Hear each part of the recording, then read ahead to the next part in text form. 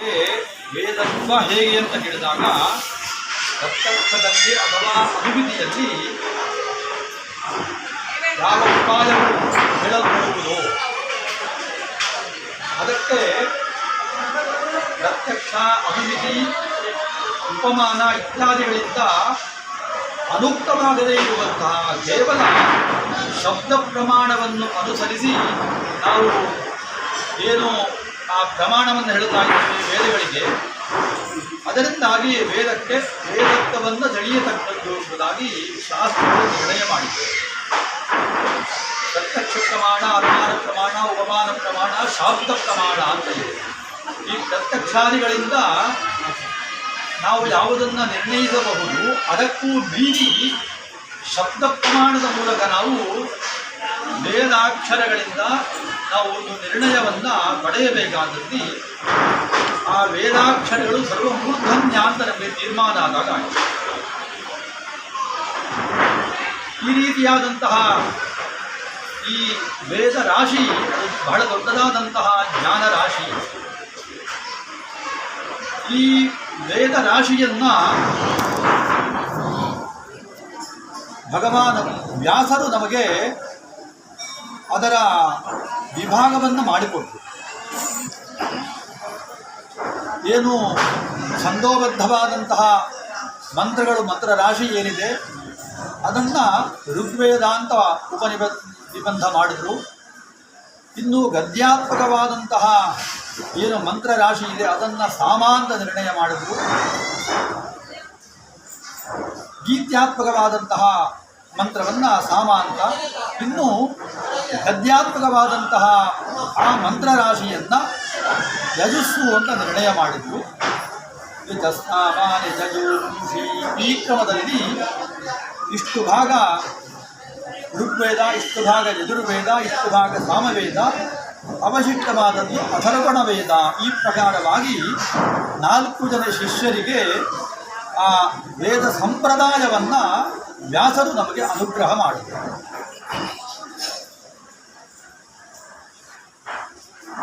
ಈ ವ್ಯಾಸರಿಂದ ಅನುಗೃಹೀತವಾದಂತಹ ಈ ವೇದ ರಾಶಿಯಲ್ಲಿ ಮಂತ್ರಗಳು ಮತ್ತು ಬ್ರಾಹ್ಮಣಗಳು ಸೇರಿಕೊಂಡಿವೆ. ಮಂತ್ರ ಬ್ರಾಹ್ಮಣಯೋರು ವೇದನಾಮಧೇಯಂ. ಎಲ್ಲ ಸ್ಮೃತಿಕಾರರು ಕೂಡ ಮಂತ್ರ ಮತ್ತು ಬ್ರಾಹ್ಮಣಗಳ ಸಮುದಾಯಾತ್ಮಕವಾಗಿ ಒಂದು ವೇದ ಎಂಬುದನ್ನು ನಿರ್ಣಯ ಮಾಡಿದ್ದಾರೆ.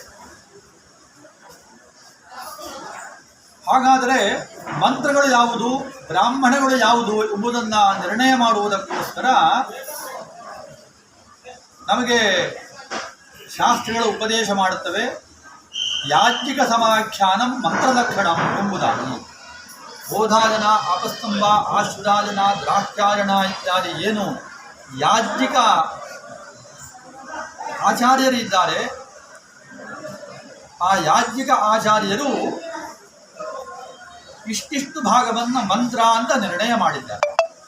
ಒಂದೊಂದು ಕರ್ಮದಲ್ಲಿ ವಿನಿಯುಕ್ತವಾಗುವಂತಹ ಆ ಭಾಗವನ್ನು, ವೇದದ ಅಷ್ಟು ಭಾಗವನ್ನು ಯಾಜ್ಞಿಕರಿಂದ ಸಮಾಖ್ಯಾತವಾಗಿ ಅದು ಮಂತ್ರ ಅಂತ ಕರೆಯಲ್ಪಟ್ಟಿದೆ. ಈ ಮಂತ್ರ ರಾಶಿಯಲ್ಲಿ ಋಗ್ಮಂತ್ರಗಳಿವೆ, ಯಜುರ್ಮಂತ್ರಗಳಿವೆ, ಸಾಮಮಂತ್ರಗಳಿವೆ, ಅಥರ್ವ ಮಂತ್ರಗಳಿವೆ.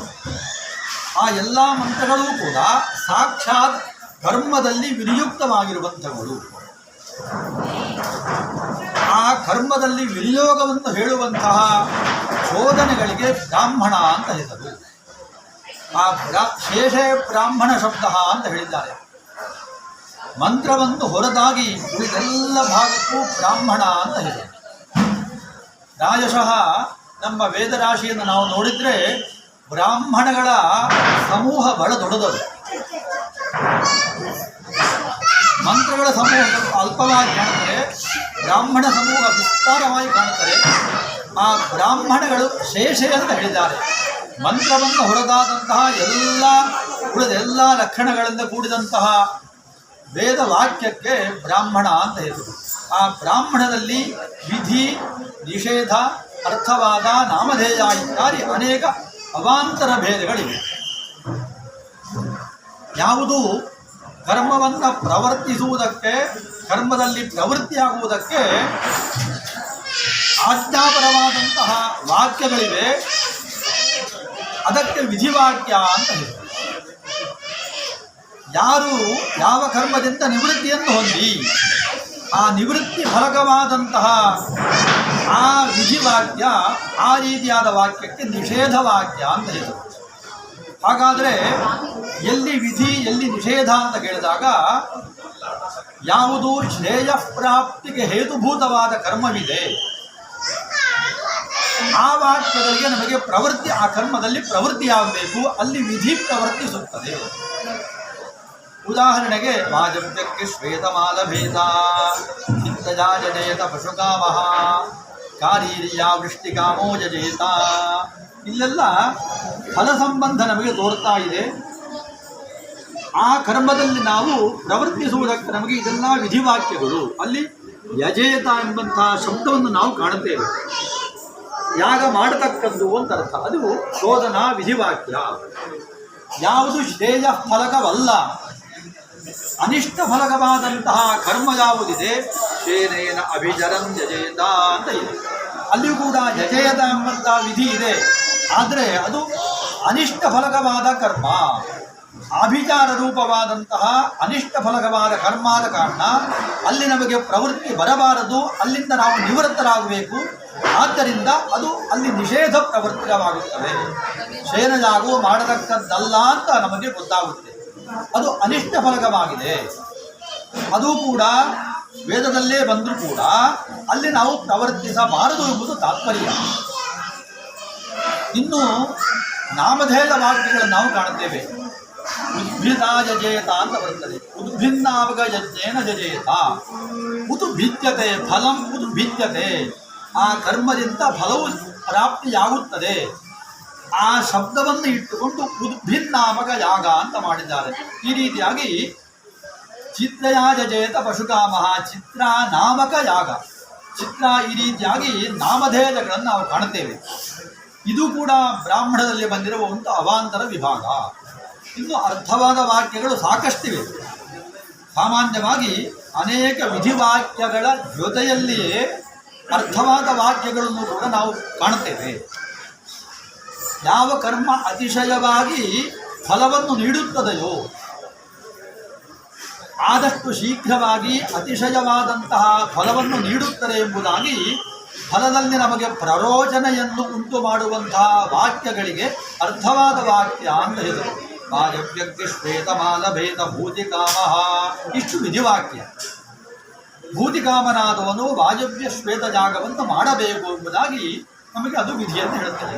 ಆದರೆ ನಮಗೆ ಅಲ್ಲಿ ವಿಧಿಯಲ್ಲಿ ಪ್ರವೃತ್ತಿ ಬರುವುದಕ್ಕೆ ಅದರ ಹಿಂದೆ ಅರ್ಥವಾದ ವಾಕ್ಯಗಳು ಬರುತ್ತವೆ. ಆಗಿರು ವೈ ಕ್ಷೇಪಿಷ್ಠ ದೇವತಾ ವಾಯುದೇವ ಏನ ಭಾಗದೇ ಏನ ಒಬ್ಬದಾವತಿ ಹೇಗೆ ವಾಯು ಅತ್ಯಂತ ಕ್ಷೇಪಿಷ್ಠ ಶೀಘ್ರಗಾಮಿಯಾದ ದೇವತೆ, ಆ ದೇವತಾಗವಾದಂತಹ ವಾಜವ್ಯ ಭಾಗವನ್ನು ಮಾಡಿದರೆ ನಾವು ಕೂಡ ಅತಿ ಶೀಘ್ರವಾಗಿ ಫಲವನ್ನು ಪಡೆಯುತ್ತೇವೆ. ಭೂತಿಂಗಮಯತಿ ಎಂಬುದಾಗಿ ಅರ್ಥವಾದ ವಾಕ್ಯಗಳು ಆ ವಿಧಿಯಲ್ಲಿ ನಮಗೆ ಪ್ರರೋಚನೆಯನ್ನು ಉಂಟು ಮಾಡುತ್ತವೆ. ಆದ್ದರಿಂದ ನಾವು ಈ ಅರ್ಥವಾದ ವಾಕ್ಯಗಳಿಂದ ಪ್ರೇರಿತರಾಗಿ ವಿಧಿಯಲ್ಲಿ ಬೇಗನೆ ಪ್ರವೃತ್ತರಾಗುತ್ತೇವೆ. ಅದಕ್ಕೋಸ್ಕರ ವಿಧಿಯ ಸಾನ್ನಿಧ್ಯದಲ್ಲಿ ಅರ್ಥವಾದ ವಾಕ್ಯಗಳನ್ನು ನಾವು ಕಾಣಬಹುದಾಗಿದೆ. ಈ ಪ್ರಕಾರ ಬ್ರಾಹ್ಮಣದ ಸಮೂಹ ಅತ್ಯಂತ ವಿಸ್ತಾರವಾಗಿದೆ. ಇನ್ನು ಅದರ ಜೊತೆಯಲ್ಲಿ ಇತಿಹಾಸ ಇತ್ಯಾದಿ, ದಾರಾಶಂಸಿ ಇತ್ಯಾದಿ, ಗಾಥಾ ಇತ್ಯಾದಿಗಳು ಕೂಡ ಬರುತ್ತವೆ. ಮನುಷ್ಯ ಸಂಬಂಧವಾದ ಉಪಾಖ್ಯಾನಗಳನ್ನು ಹೇಳುವುದಕ್ಕೆ ದಾರಾಶಂಸಿ ಎಂದು ಹೇಳುತ್ತಾರೆ. ದೇವತಾ ಸಂಬಂಧವಾದ ಉಪಾಖ್ಯಾನಗಳಲ್ಲಿ ಗಾಥಾ ಅಂತ ಬರುತ್ತದೆ. ಇತ್ಯಾದಿ ಎಲ್ಲವಕ್ಕೂ ಕೂಡ ವಿಧಿಯಲ್ಲಿಯೇ ತಾತ್ಪರ್ಯ. ಯಾಕಂದರೆ ವಿಧಿಯ ಹೊರತಾಗಿ ಮಂತ್ರಗಳು ಪ್ರವರ್ತಿಸುವುದಿಲ್ಲ. ಯಾವುದೇ ಮಂತ್ರಗಳಿಗೆ, ಮಂತ್ರದ ಪ್ರವೃತ್ತಿಗೆ ಅಲ್ಲಿ ಒಂದು ವಿಧಿವಾಕ್ಯ ಇರಬೇಕಾಗುತ್ತೆ. ಉಪನಿಷ್ಠತೆ ಇತ್ಯಾದಿ ವಾಕ್ಯಗಳಿವೆ. ಅತ್ಯಹೋತ್ರಂಜೋತಿ, ಅತ್ಯಹೋತ್ರ ಅತ್ಯಂತ ಪ್ರಶಸ್ತವಾದದ್ದು ಅಂತ ಬರ್ತದೆ. ಅತ್ಯಹೋತ್ರ ಪ್ರಾಯಣ ಯಜ್ಞ, ಪ್ರಾಯಣ ಅಂದರೆ ಆರಂಭ ಅಂತ ಅರ್ಥ. ಯಜ್ಞಗಳು ಅಗ್ನಿಹೋತ್ರದಿಂದ ಪ್ರಾರಂಭಿಸಲ್ಪಡುತ್ತವೆ. ಅಗ್ನಿಹೋತ್ರ ಪ್ರಾರಣ ಯಜ್ಞ. ಹಾಗಾದರೆ ಅಗ್ನಿಹೋತ್ರಕ್ಕೆ ಯಾವುದು ಪ್ರಾರಂಭ? ವತ್ಸೋವ ಅಗ್ನಿಹೋತ್ರಸ್ಯ ಪ್ರಾರಣಂ. ವತ್ಸ ಏನು ಸಣ್ಣ ಕರುವಿದೆ, ಅದು ಅಗ್ನಿಹೋತ್ರಕ್ಕೆ ಪ್ರಾರಂಭಭೂತವಾದ ವಸ್ತು. ಈ ಪ್ರಕಾರ ಆ ಅಗ್ನಿಹೋತ್ರ ಬ್ರಾಹ್ಮಣದಲ್ಲಿ ಅದರ ಪ್ರಶಸ್ತಿ ಅನೇಕ ವಾಕ್ಯಗಳಿಂದ ಹೇಳಲ್ಪಟ್ಟಿದೆ. ಒಟ್ಟಿನಲ್ಲಿ ನಮಗೆ ಅಗ್ನಿಹೋತ್ರ ಹೇಳುವಂತಹದ್ದು ಅತ್ಯಂತ ಪ್ರಶಸ್ತ ಎಂಬುದಾಗಿ ನಮಗೆ ಈ ಬ್ರಾಹ್ಮಣ ರಾಶಿಯಿಂದ ನಮಗೆ ತಿಳಿಯಲ್ಪಡುತ್ತದೆ. ಆದರೆ ಅಗ್ನಿಹೋತ್ರದಲ್ಲಿ ಪ್ರವರ್ತಿಸುವ ಒಂದೇ ಒಂದು ವಿಧಿವಾಕ್ಯ ಅಗ್ನಿಹೋತ್ರ ಜುಹೋತಿ ಅಂತ. ಅಗ್ನಿಹೋತ್ರ ಜುಹುಜಾತ್ ಸ್ವರ್ಗಕಾಮ. ಅಗ್ನಿಹೋತ್ರ ಹೇಳುವಂತಹದ್ದು ಕಾಮ್ಯವೂ ಹೌದು, ನಿತ್ಯವೂ ಹೌದು. ಜುಹೋತಿ ಚೋದನ, ಯಜೇತ ಅಂತ ಎರಡು ಚೋದನೆಗಳು ಬರ್ತವೆ. ಎಲ್ಲಿ ಜುಹೋತಿ ಚೋದನ ಬಂದಿದೆ ಅಲ್ಲಿ ಸ್ವಾಹಾಕಾರ ಇದೆ ಅಂತ. ಜುಹೋತಿ ಚೋದನ ಸ್ವಾಹಾಕಾರ ಪ್ರಧಾನ, ಜುಹೋತಿ ಚೋದನ ಅಂತ ಬರ್ತದೆ. ಅದೇ ಪ್ರಕಾರವಾಗಿ ವಷಟ್ಕಾರದಿಂದ ವಷಟ್ಕಾರ ಪ್ರಧಾನ ಅಲ್ಲಿ ಯಜತಿ ಚೋದನ ಬರ್ತದೆ. ಯಜೇತ ಯಜೇತ ಅಂತ ಬರ್ತದೆ. ದರ್ಶಪೂರ್ಣಮಾಸಾಭ್ಯಾಂ ಸ್ವರ್ಗಕಾಮೋ ಯಜೇತ ಅಂತ ಬಂದಿದೆ. ದರ್ಶಪೂರ್ಣಮಾದದಲ್ಲಿ ವಷಟ್ಕಾರ ಸಹಿತವಾದಂತಹ ಅಭಿಪ್ರಕ್ಷೇಪ ಇದೆ. ಪ್ರಾಧಾನ್ಯನ ಪ್ರಧಾನ ಜಾಗದಲ್ಲಿ ವಷಟ್ಕಾರ ಇದೆ ಅಂತ ಅರ್ಥ. ಉಳಿದ ಪ್ರಾಯಶ್ಚಿತ್ತ ಹೋಮಗಳು ಇಲ್ಲೆಲ್ಲ ಸ್ವಾಹಾಕಾರ ಬರಬಹುದು. ಆದರೆ ನಾವು ದರ್ಶಪೂರ್ಣ ಮಾಸ ಅಂತ ನಾವು ಒಂದು ಕರೆಯುವಂತಹದ್ದು ಆ ವಷಟ್ಕಾರ ಪ್ರಧಾನವಾದಂತಹ ಆ ಪುರೋಡಾಶದ ಪ್ರಕ್ಷೇಪಕ್ಕೆ ನಾವು ಪ್ರಧಾನವಾಗಿ ಇಟ್ಟುಕೊಂಡು ಅದನ್ನು ದರ್ಶಪೂರ್ಣ ಮಾಸ ಯಾಗ ಅಂತ ಕರೀತೇವೆ. ಅಗ್ನಿಹೋತ್ರ ಹೋಮ ಅಂತ ಇದೆ. ದರ್ವಿ ಹೋಮಗಳು, ದರ್ವಿ ಸಾಧ್ಯವಾದ ಹೋಮಗಳು, ಅದು ಯಾಗವಲ್ಲ. ಆದ್ದರಿಂದ ಈ ಹೋಮಕ್ಕೂ ಯಾಗಕ್ಕೂ ಇಷ್ಟು ವ್ಯತ್ಯಾಸವಿದೆ. ದೇವತೋದ್ದೇಶೇನ ದ್ರವ್ಯ ಯಾಗ ಯಾಗ, ದ್ರವ್ಯ ಪ್ರಕ್ಷೇಪ ಹೋಮ. ಹೋಮಗಳಲ್ಲಿ ದ್ರವ್ಯ ಪ್ರಕ್ಷೇಪಕ್ಕೆ ಪ್ರಾಧಾನ್ಯ, ಯಾಗದಲ್ಲಿ ದ್ರವ್ಯ ತ್ಯಾಗಕ್ಕೆ ಪ್ರಾಧಾನ್ಯ. ಆ ತ್ಯಾಗವನ್ನು ಯಜಮಾನನಾದವನು ಮಾಡುತ್ತಾನೆ. ದ್ರವ್ಯ ಪ್ರಕ್ಷೇಪಾದಿಗಳನ್ನು ಅಧ್ವರ್ಯು ಇತ್ಯಾದಿ ಋತ್ವಿಜರು ಮಾಡುತ್ತಾರೆ.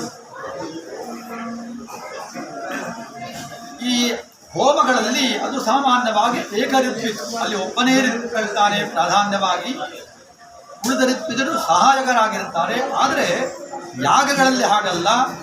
ಸರ್ವಶಾಖಾ ಪ್ರತ್ಯಯವೇಕಂ ಕರ್ಮ ಋಗ್ವೇದೇನ ಹೋದಾ ಕರೋತಿ ಯಜುರ್ವೇದೇನಾಧ್ವರ್ಯು ಸಾಮವೇದೇನೋದ್ಗಾತ ಸರ್ವೈರ್ಬ್ರಹ್ಮ. ಕನಿಷ್ಠ 4 ಜನ ಋತ್ವಿಜರು ಇರಲೇಬೇಕು ಯಾಗಗಳಲ್ಲಿ. ಅಲ್ಲಿ ಸ್ತೋತ್ರ ಶಸ್ತ್ರ ಸಾಧ್ಯವಾದಂತಹ ಮಂತ್ರಗಳನ್ನು ಹೇಳುವಂಥವನು, ಋನ್ಮಂತ್ರಗಳನ್ನು ಹೇಳುವಂಥವನು ಹೋತ ಆಗಿರುತ್ತಾನೆ. ಅದೇ ಪ್ರಕಾರ ಬಹುಷಡ್ ಎಂಬುದಾಗಿ ಆ ಬಹುಷಡಂತದಲ್ಲಿ ಹವಿಸ್ಸನ್ನ, ಪುರೋಡಾಶ, ಕರು ಇತ್ಯಾದಿ ಹವಿಸ್ಸನ್ನ ಪ್ರಕ್ಷೇಪ ಮಾಡುವಂತಹ ಋತ್ವಿಕು ಅವನ ಅಧ್ವರ್ಯೂ ಆಗಿರುತ್ತಾನೆ. ಹವಿಷ್ಪ್ರಕ್ಷೇಪೋತ್ರಕಾಲೀನವಾಗಿ ಅಲ್ಲಿ ದೇವತೆಯನ್ನ ಪ್ರಾರ್ಥನೆ ಮಾಡುವಂತಹ ಋತ್ವಿಜನಿಗೆ ಉದ್ಗಾತ ಅಂತ ಹೇಳಿದರು. ಸಾಮವೇದೇನ ಉದ್ಗಾತ ಕರೋತಿ. ಅವನು ಸಾಮಮಂತ್ರಗ ಗೀತ್ಯಾತ್ಮಕವಾದಂತಹ ಮಂತ್ರಗಳಿಂದ ದೇವತೆಯನ್ನ ಪ್ರಾರ್ಥನೆ ಮಾಡುತ್ತಾನೆ. ಇನ್ನು ಎಲ್ಲವನ್ನೂ ಕೂಡ ಸಾಕ್ಷಿಯಾಗಿ ಸರ್ವೈರ್ ಬ್ರಹ್ಮ, ಬ್ರಹ್ಮಸ್ಥಾನದಲ್ಲಿ ಕುಳಿತಂತಹ ಆ ಋತ್ವಿಜನು ಎಲ್ಲವನ್ನೂ ನೋಡುತ್ತಾ ಏನಾದರೂ ವ್ಯತ್ಯಾಸವಾಗಿದ್ದಲ್ಲಿ ಅಲ್ಲಿ ಅವನು ಸೂಚನೆ ಕೊಟ್ಟು ಎಲ್ಲಕ್ಕೂ ಸಾಕ್ಷಿಯಾಗಿರುವಂಥವನು ಬ್ರಹ್ಮ. ಈ ಪ್ರಕಾರ ಸರ್ವಶಾಖೆಗಳಿದ್ದರೂ ಕೂಡ ನಾವು ಒಂದು ಕರ್ಮವನ್ನು ಅನುಷ್ಠಾನ ಮಾಡಬೇಕಾಗುತ್ತೆ. ಸರ್ವಶಾಖಾ ಪ್ರತ್ಯಯಮೇಕಂ ಕರ್ಮ ಅಂತ ಹೇಳಿದ. ಹುಟ್ಟಿನಲ್ಲಿ ವೇದಾಗಿ ಯಜ್ಞಾರ್ಥಂ ಅಭಿಪ್ರವೃತ್ತ ಅಂತ ವೇದಗಳು ಈ ಯಜ್ಞಾನುಷ್ಠಾನಕ್ಕೋಸ್ಕರ ಹೊರಟಿವೆ ಎಂಬುದು ನಮ್ಮ ಶಾಸ್ತ್ರಗಳ ತಾತ್ಪರ್ಯವಾದ ವಿಚಾರ. ಆ ವೇದಗಳನ್ನು ನಾವು ಎಷ್ಟು ಧಾರಣೆ ಮಾಡಬೇಕು? ಸಂಪೂರ್ಣವಾಗಿ ಧೃತವಾದ ವೇದಗಳಿಂದಲೇ ಕರ್ಮಾನುಷ್ಠಾನ ಮಾಡಬೇಕು, ಅದಿಲ್ಲದೆ ಸಾಧ್ಯವಿಲ್ಲ. ಹಾಗಾದರೆ ಆ ವೇದಗಳ ಧಾರಣೆಯ ನಾವು ಎಷ್ಟು ಮಹತ್ವ ಕೊಡಬೇಕು ಅಂತ ಹೇಳಿದ್ರೆ, ಆ ವೇದಗಳು ನಮಗೆ ಅಕ್ಷರಗಳು ಆತ್ಮಸಾತ್ ಆಗಿರಬೇಕು. ಆ ವೇದಗಳಲ್ಲಿ ಯಜ್ಞಾನುಷ್ಠಾನದಲ್ಲಿ ಅನೇಕ ವಿಭಕ್ತಿಗೆ ಅನುಗುಣವಾಗಿ ಊಹಗಳನ್ನು ಮಾಡುತ್ತೇವೆ. ಇನ್ನು ಎಲ್ಲೆಲ್ಲಿ ವಿಭಕ್ತಿ ಸಹಿತವಾಗಿ ವ್ಯತ್ಯಾಸಗಳು ಕರ್ಮದಲ್ಲಿ ಬರುತ್ತವೆ, 1 ದ್ರವ್ಯ 2 ದ್ರವ್ಯ ಬಹುದ್ರವ್ಯ ಇತ್ಯಾದಿಗಳಲ್ಲಿ ಏಕವಚನ ದ್ವಿವಚನ ಬಹುವಚನಾದಿಗಳನ್ನು ನಾವು ಜೋಡಿಸಬೇಕಾಗುತ್ತೆ. ಅದಿತಿಸ್ಪಾಶಂ ಪ್ರಭುಮೋಕ್ತು. ಇಲ್ಲಿ ಬಹು ಪಾಶುಕವಾದಂತಹ ಜಾಗಗಳಲ್ಲಿ ಪಾಶಾನ್ ಅಂತ ಬರಬೇಕಾಗುತ್ತೆ. ಈ ರೀತಿಯಾಗಿ ಅನೇಕ ಕಡೆಗಳಲ್ಲಿ ಈ ರೀತಿ ಊಹವನ್ನು ಮಾಡತಕ್ಕದ್ದಾಗಿದೆ. ಆವಾಗ ಈ ವೇದ ಮಂತ್ರಗಳ ದಾರಿಢ್ಯ ಎಷ್ಟಿರಬೇಕು ಅಂತ ಹೇಳಿದಾಗ, ವೇದ ಮಂತ್ರದಲ್ಲಿ ಯಾವುದೇ ರೀತಿಯಾಗಿ ಅಕ್ಷರಗಳ ಆನುಪೂರ್ವಿ ವ್ಯತ್ಯಾಸ ಆಗಬಾರದು, ಸ್ವರ ಸಂವಿಧಾನ ವ್ಯತ್ಯಾಸ ಆಗಬಾರದು ಅಂತ ಇತ್ಯಾದಿ ನಿಯಮಗಳಿವೆ. ವ್ಯತ್ಯಾಸವನ್ನು ಎಲ್ಲಿ ಮಾಡಬೇಕು ಹೇಳಿದ್ರೆ ಯಾಗಾನುಷ್ಠಾನದಲ್ಲಿ ಅಲ್ಲಿ ವಿಧಿಯನ್ನು ಅನುಸರಿಸಿ ವ್ಯತಿಶಂಕ ಪಾಠ ಇತ್ಯಾದಿ ಬರುತ್ತದೆ. ಅಲ್ಲಿ ಅವ್ಯತಿಶಕ್ತ ವ್ಯತಿಶಕ್ತ ಪಾಠಾದಿಗಳಲ್ಲಿ ನಮಗೆ ವಿಧಿಗೆ ಅನುಗುಣವಾಗಿ ಅಲ್ಲಿ ಪಾದಗಳನ್ನು ವ್ಯತ್ಯಾಸ ಮಾಡಿ ಹೇಳಿದ್ದಾರೆ. ಅಲ್ಲಿ ನಾವು ಯಥಾರ್ಥವಾಗಿ ವ್ಯತ್ಯಾಸ ಮಾಡಬೇಕಾಗುತ್ತೆ. ಅದು ವೈಧವಾದ ಕರ್ಮ. ಆದರೆ ವೇದಗಳ ಈ ಬ್ರಹ್ಮಯಜ್ಞಾನಿ ಅನುಷ್ಠಾನಗಳಲ್ಲಿ ಪಾರಾಯಣಗಳಲ್ಲಿ ಯಥಾಧ್ಯಯನಂ ಜಪಃ ಅಂತ ಹೇಳಿದ್ದಾರೆ. ಹೇಗೆ ನಾವು ಅಧ್ಯಯನ ಮಾಡಿರ್ತೇವೆ, ವಿಶೇಷವಾಗಿ ನಮ್ಮ ತೈತ್ರೀಯ ಶಾಖೆಯಲ್ಲಿ ಸಾರಸ್ವತ ಪಾಠಕ್ರಮದಲ್ಲಿ ಅಧ್ಯಯನವನ್ನು ಮಾಡ್ತಾ ಇರ್ತೇವೆ. ಈ ಸಾರಸ್ವತ ಪಾಠಕ್ರಮದಲ್ಲಿ ಏನು ಅಧ್ಯಯನ ಪರಂಪರೆ ಬಂದಿದೆ, ಅದೇ ಕ್ರಮದಲ್ಲಿ ಪದ, ಕ್ರಮ, ಜಟ, ಮಾಲ, ಶಿಖಾ, ರೇಖ, ಧ್ವಜೋ, ದಂಡೋ, ರಥೋ, ಘನ ಅಷ್ಟ ವಿಕೃತಿಗಳ ಪರ್ಯಂತ ಇದೇ ಕ್ರಮದಲ್ಲಿ ಅಧ್ಯಯನವನ್ನು ಹೇಳಿದ್ದಾರೆ. ಇದಕ್ಕೆ ಹೊರತಾದ ಒಂದು ಭಿನ್ನವಾದ ಕ್ರಮ ಇಲ್ಲ. ಆದ್ದರಿಂದ ಕೇವಲ ಋಗ್ವೇದಕ್ಕೆ ಮಾತ್ರ ವಿಕೃತಿಗಳು ಅಂತ ಇಲ್ಲ, ಯಜುರ್ವೇದಕ್ಕೂ ಕೂಡ ವಿಕೃತಿ ಪಾಠಗಳನ್ನು ಹೇಳಿದ್ದಾರೆ. ಈ ಜಡೆಯಿಂದ ಶುರು ಮಾಡಿ ಘನ ಪರ್ಯಂತ ಇರುವಂತಹ 8 ವಿಕೃತಿಗಳಿಗೂ ಕೂಡ ಋಷಿ ಪರಂಪರೆ ಇದೆ ಎಂಬುದನ್ನು ನಾವು ತಿಳಿಯಲೇಬೇಕಾದ ವಿಚಾರ. ಒಂದು ವಿದ್ವಾಂಸರಲ್ಲಿ ಒಂದು ಅಭಿಪ್ರಾಯ ಇದೆ, ಈ ವಿಕೃತಿ ಪಾಠಗಳನ್ನು ಅಧ್ಯಯನ ಮಾಡತಕ್ಕದ್ದಲ್ಲ, ಅದು ಅವಶ್ಯಕತೆ ಇಲ್ಲ, ಅದರಿಂದ ಕೇವಲ ಸಭಾರಂಜನೆ ಮಾತ್ರ ಅಂತ ಹೇಳುವಂಥ ಒಂದು ಅಭಿಪ್ರಾಯವಿದೆ. ಇದು ಶಾಸ್ತ್ರೀಯವಾದ ಅಭಿಪ್ರಾಯವಲ್ಲ. ಯಾಕಂದರೆ ಅಷ್ಟವು ವಿಕೃತಯ ಪ್ರೋಕ್ತಾಹ ಅಂತ ಹೇಳಿದ್ದಾರೆ. ಅಲ್ಲಿ ಋಷಿಗಳೇ ಹೇಳಿದ್ದಾರೆ ಅಂತ ಸ್ಪಷ್ಟವಾಗಿ ಇದೆ. ಕ್ರಮಪೂರ್ವ ಮಹರ್ಷಿಭಿ, ಕ್ರಮದ ಪರ್ಯಂತ ಆನುಪೂರ್ವಿ ನಾವು ವ್ಯತ್ಯಾಸ ಆಗುವುದಿಲ್ಲ. ಮುಂದೆ ಜಟಾಮಾಲಾದಿಗಳಲ್ಲಿ ಆನುಪೂರ್ವಿ ವ್ಯತ್ಯಾಸ ಆಗುತ್ತೆ. ವ್ಯತ್ಯಾಸ ಅಂದರೆ ಯಾವ ದೋಷವೂ ಇಲ್ಲ, ಅದು ಶಾಸ್ತ್ರೀಯವಾದ ಪರಂಪರೆಯಲ್ಲಿ ಬಂದರೆ ಅದಕ್ಕೂ ಲಕ್ಷಣಯುಕ್ತವಾದಂತಹ ವಿಕೃತಿಗಳು, ವಿಶಿಷ್ಟವಾದ ಕೃತಿ, ವಿಶಿಷ್ಟಾಕೃತಿ ವಿಕೃತಿ ಅಂತ ಹೇಳಿದ್ದಾರೆ. ಅದು ಅದಕ್ಕೊಂದು ಶಿಕ್ಷಾದಿ ಗ್ರಂಥಗಳಿಂದ ಅನುಗೃಹೀತವಾದಂತಹ ಒಂದು ಪಾಠ ಪರಂಪರೆ ಇದು. ಆ ಪಾಠ ಪರಂಪರೆಯನ್ನು ದೂರೀಕರಿಸುವುದಕ್ಕೆ ಯಾವ ವ್ಯಕ್ತಿಗೂ ಅಧಿಕಾರವಿಲ್ಲ. ಯಾಕಂದರೆ ಅದು ಋಷಿಗಳಿಂದ ಬಂದಂತಹ ಪರಂಪರೆ. ಮಧುಸೂದನ ಶಿಕ್ಷೆಯಲ್ಲಿ ಈ ಎಲ್ಲ ವಿಕೃತಿಗಳಿಗೆ ಯಾರು ಪ್ರವಕ್ತಾರರು ಅವರನ್ನು ವಿಸ್ತಾರವಾಗಿ ಹೇಳಿದ್ದಾರೆ. ಆದ್ದರಿಂದ ಈ ವಿಕೃತಿ ಪಾಠ ಪರಂಪರೆಯನ್ನ ನಾವು ಪ್ರೋತ್ಸಾಹಿಸಬೇಕಾದದ್ದು ನಮ್ಮ ಕರ್ತವ್ಯ. ಇಲ್ಲದೇ ಹೋದರೆ ಕೇವಲ ಮೂಲ ಪದ ಕ್ರಮ ಪರ್ಯಂತವಾಗಿ ನಾವು ತಿಳ್ಕೊಂಡ್ರೆ ಅದು ಪೂರ್ತಿಯಾಗಿ ಆತ್ಮಸಾತ್ ಆಗಲಿಕ್ಕೆ ಸಾಧ್ಯ ಇಲ್ಲ. ಯಜ್ಞಾನುಷ್ಠಾನದಲ್ಲಿ ವಿಕೃತಿಗಳಿಗೆ ಪ್ರವೇಶವಿಲ್ಲ, ಅದು ಸಹಜವಾದ ವಿಚಾರ. ಆದರೆ ವಿಕೃತಿ ಪಾಠಗಳನ್ನು ಅಧ್ಯಯನ ಮಾಡತಕ್ಕದ್ದಲ್ಲ, ಮಾಡುವ ಅವಶ್ಯಕತೆ ಇಲ್ಲ, ಇತ್ಯಾದಿ ಏನು ಅಭಿಪ್ರಾಯವಿದೆ. ಈ ಅಭಿಪ್ರಾಯ ಸಾಧುವಲ್ಲ ಅನ್ನೋದು ತಾತ್ಪರ್ಯ. ಒಟ್ಟಿನಲ್ಲಿ ನಮ್ಮ ಆರ್ಯ ಸನಾತನ ಪರಂಪರೆಯಲ್ಲಿ ವೇದಗಳನ್ನು ನಾವು ಶಬ್ದದ ಮೂಲಕ ಅನುಸಂಧಾನ ಮಾಡುವಂತಹದ್ದು, ಅರ್ಥದ ಮೂಲಕ ಅನುಸಂಧಾನ ಮಾಡುವಂತಹದ್ದು, ಕರ್ಮಾನುಷ್ಠಾನದ ಮೂಲಕ ಅನುಸಂಧಾನ ಮಾಡುವಂತಹದ್ದು. ಈ ಮೂರೂ ಕೂಡ ಒಂದಕ್ಕೊಂದು ಆಶ್ರಯವಾಗಿಯೇ ಇವೆ. ಈ ಮೂರರಲ್ಲಿ ತರತಮ ಭಾವ ಮಾಡುವುದು ಸರಿಯಲ್ಲ. ಮೂರೂ ಕೂಡ ಋಷಿ ಪರಂಪರೆಯಿಂದ ಬಂದಿರುವ ಕಾರಣ ಈ ಮೂರನ್ನೂ ಕೂಡ ನಾವು ಸಮಾನವಾಗಿ ತಿಳ್ಕೊಂಡು ಶಬ್ದಾನುಸಂಧಾನ, ಅರ್ಥಾನುಸಂಧಾನ, ಕರ್ಮಾತ್ಮಕವಾದ ಅನುಸಂಧಾನ ಮೂರನ್ನೂ ಮಾಡಿದಾಗ ನಮ್ಮ ಬುದ್ಧಿ, ಮನಸ್ಸು, ಹೃದಯ ಎಂಬುದು ಒಂದು ಆ ವೇದ ಪರಂಪರೆಯಲ್ಲಿ ಶಾಶ್ವತವಾಗಿ ನಿಲ್ಲುವಂತಹ ಒಂದು ವಿಚಾರವಾಗಿದೆ. ಆದ್ದರಿಂದ ಋಷಿ ಪರಂಪರೆಯಿಂದ ಬಂದಿರುವಂತಹ ಈ ವೇದದ ಶಬ್ದಾನುಸಂಧಾನ ರೂಪವಾದಂತಹ ಘನಪಾರಾಯಣ ಈ ಗೋಕರ್ಣದ ಈ ಪುಣ್ಯಕ್ಷೇತ್ರದಲ್ಲಿ ನಡೀತಾ ಇದೆ. ಇದರಿಂದ ಮಹಾಜನತೆಗೆ ಲೋಕಾಸಮಸ್ತಾಸ್ ಜನೋ ಭವಂತು ಅಂತ ಹೇಳುವ ಹಾಗೆ ಮಹಾಜನತೆಗೆ ಇದರಿಂದ ಸೌಖ್ಯವಾಗಲಿ, ವೇದಮಾದಯ ಪೂರ್ಣಾನುಗ್ರಹ ಜಗತ್ತಿಗೆ ಅನುಗ್ರಹವಾಗಲಿ, ತನ್ಮೂಲಕ ಆ ವೇದಾಕ್ಷರಗಳ ಮಹಿಮೆಯನ್ನ ಜಗತ್ತು ತಿಳಿಯುವಂತಾಗಲಿ ಎಂಬುದಾಗಿ ಈ ಸಂದರ್ಭದಲ್ಲಿ ವೇದ ಸ್ವರೂಪನಾಗಿರುವಂತಹ ಆ ಮಹಾಬಲೇಶ್ವರನ ಸಾನ್ನಿಧ್ಯದಲ್ಲಿ ವೇದ ಪುರುಷನನ್ನು ವಿಶೇಷವಾಗಿ ಪ್ರಾರ್ಥಿಸುತ್ತಾ ಒಂದೆರಡು ಮಾತುಗಳನ್ನ ಆ ಮಹಾಬಲೇಶ್ವರನ ಸಾನ್ನಿಧ್ಯದಲ್ಲಿ ಸಮರ್ಪಣೆ ಮಾಡುತ್ತಾ ಇದ್ದೇನೆ. ಹರ ಹರ ನಮಃ ಪಾರ್ವತೀ ಹರ ಮಹಾದೇವ.